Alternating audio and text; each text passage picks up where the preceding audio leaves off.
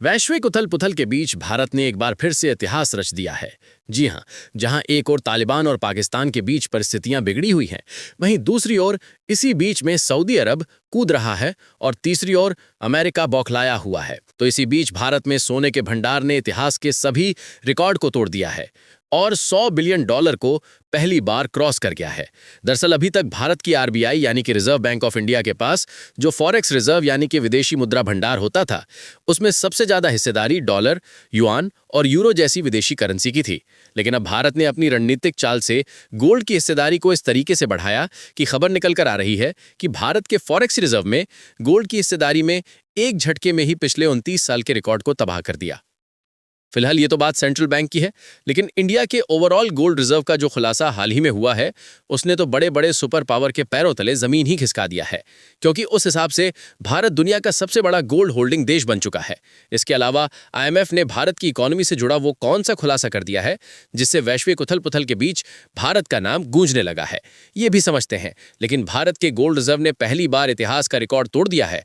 उसके लिए आगे बढ़ने से पहले इस वीडियो को लाइक करके चैनल को सब्सक्राइब जरूर कर लीजिए, क्योंकि आपके लिए तो ये 1 सेकंड का काम है, लेकिन इससे हमारी बहुत बड़ी मदद होती है।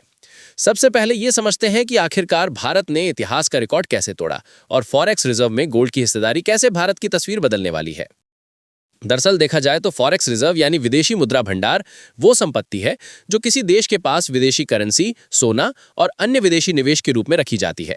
ये भंडार इसलिए जरूरी है ताकि कोई देश अपनी अंतर्राष्ट्रीय लेन-देन, इंपोर्ट एक्सपोर्ट और किसी भी इकोनॉमिक संकट के समय खुद को सुरक्षित रख सके। आसान शब्दों में कहें तो ये एक तरह का देश का अंतर्राष्ट्रीय बैंक बैलेंस है। भारत की बात करें तो रिजर्व बैंक ऑफ इंडिया यानी आरबीआई के पास पहले ज्यादातर हिस्सेदारी अमेरिकी डॉलर, यूरो और अन्य विदेशी करेंसी में थी, लेकिन हाल ही में भारत ने गोल्ड की हिस्सेदारी बढ़ाकर यह साबित कर दिया कि इकोनॉमिक सिक्योरिटी सिर्फ डॉलर में नहीं बल्कि सोने में भी हो सकती है। और इसी चाल ने पिछले 29 साल का रिकॉर्ड तोड़ दिया, जिससे भारत दुनिया में गोल्ड होल्डिंग के मामले में सबसे ऊपर आ गया। अब बात करते हैं भारत के कुल गोल्ड भंडार की। दुनिया को यही लगता था अभी तक कि भारत के पास सिर्फ 879 टन ही गोल्ड है जो कि आरबीआई अपने पास रखे हैं, लेकिन हमने आपको पहले भी कई बार बताया था कि भारत के लोग ही अपने पास इतना ज्यादा गोल्ड रखते हैं कि अगर उन सबको मिला दिया जाए तो दुनिया में सबसे ज्यादा गोल्ड होल्डिंग वाला देश भारत ही रहेगा। और हाल ही में जब मॉर्गन स्टैनली की रिपोर्ट्स में इसी बात का खुलासा हुआ तो दुनिया की कई देश हैरान हो गए, यहां तक कि अमेरिका भी हैरान हो गया, जो कि टॉप गोल्ड होल्डिंग वाला देश अभी तक माना जाता था।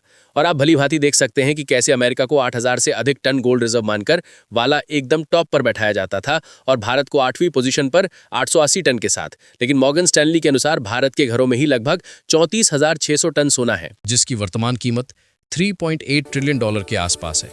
मतलब ये कि भारत ने अपने छुपे हुए खजाने को पूरी दुनिया के सामने खोल दिया है और यही खजाना भारत को आर्थिक और रणनीतिक तौर पर सुपर पावर देशों के करीब ला रहा है।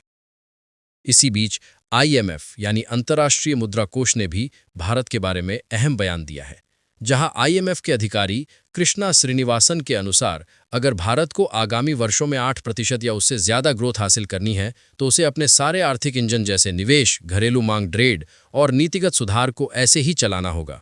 उन्होंने कहा कि खुला व्यापार और सुधार ही भारत की अर्थव्यवस्था को सुपर स्पीड पर दौड़ाने का रास्ता है, और देखा जाए तो भारत अभी उसी रास्ते पर चल भी रहा है।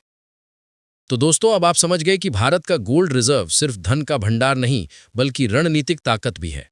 यही वजह है कि वैश्विक स्तर पर भारत का नाम गूंजने लगा है और छोटे छोटे देशों से लेकर सुपर पावर तक भारत की ताकत को नजरअंदाज नहीं कर सकते। अब बात करते हैं भारत के फॉरेक्स रिजर्व और गोल्ड रिजर्व की तुलना की। तो देखिए, भारत के कुल फॉरेक्स रिजर्व अब लगभग $698 अरब तक पहुंच गए हैं। इसमें सोने का हिस्सा पहले काफी कम था, लेकिन अब गोल्ड की हिस्सेदारी बढ़कर $100 बिलियन से अधिक हो चुकी है, जिसने 29 साल के रिकॉर्ड को तोड़ दिया है। आसान भाषा में कहें तो भारत ने अपने विदेशी मुद्रा भंडार में सुरक्षा और स्थिरता के लिए सोने को केंद्र में रखा है। इसका मतलब सिर्फ इतना नहीं कि भारत के पास ज्यादा सोना है, इसका असर वैश्विक आर्थिक स्थिति पर भी पड़ता है। जैसे जैसे भारत का गोल्ड रिजर्व बढ़ता है, दुनिया में भारत की आर्थिक ताकत और भरोसेमंदी भी बढ़ती है। यही वजह है कि अमेरिका और यूरोप जैसे देशों की नज़र अब भारत पर है, क्योंकि भारत ने सुपर पावर देशों के नक्शे में अपनी जगह मजबूत कर ली है। अब आते हैं भारत के छुपे हुए खजाने की तरफ। भारत के घरों और मंदिरों में रखे सोने की मात्रा लगभग 34,600 टन है, जो दुनिया के किसी भी देश के घरेलू सोने से कई गुना ज्यादा है। इसका मतलब है कि अगर भारत चाहे तो अपनी अर्थव्यवस्था को मजबूत करने या वैश्विक बाजार में कदम रखने के लिए ये सोना इस्तेमाल कर सकता है।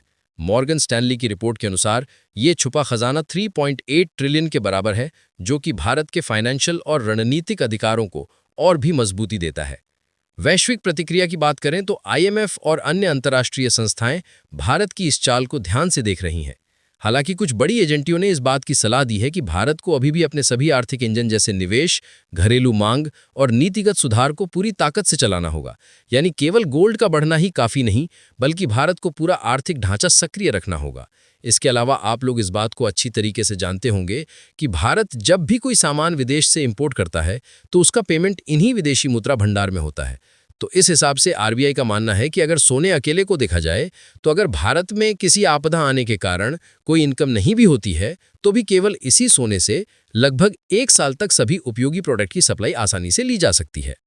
और एक बात ध्यान रखिए दोस्तों, भारत की आर्थिक ताकत अगले कुछ दशकों में आसमान छूने वाली है। फाइनेंशियल ईयर 2027 तक भारत का GDP 5 ट्रिलियन अमेरिकी डॉलर तक पहुंचने का लक्ष्य है और ये सिर्फ शुरुआत है। फाइनेंशियल ईयर 2034 तक ये 10 ट्रिलियन अमेरिकी डॉलर तक पहुंच जाएगा, यानी पूरी अर्थव्यवस्था 2 गुना हो जाएगी। फाइनेंशियल ईयर 2043 में भारत 20 ट्रिलियन अमेरिकी डॉलर के स्तर तक पहुंचकर लगातार विस्तार की राह पर होगा और वित्तीय वर्ष 2048 तक हमारी अर्थव्यवस्था 30 ट्रिलियन अमेरिकी डॉलर के साथ वैश्विक दिग्गजों की कतार में खड़ा होगा। ये सफर सिर्फ आंकड़ों का नहीं बल्कि भारत की तेजी से बढ़ती आर्थिक ताकत और विश्व स्तर पर पहचान का प्रतीक है। बाकी ओवरऑल गोल्ड रिजर्व के मामले में भारत ने सबको पीछे छोड़ दिया है।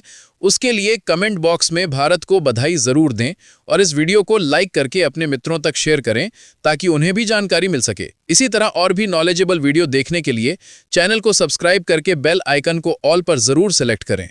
जय श्री राम।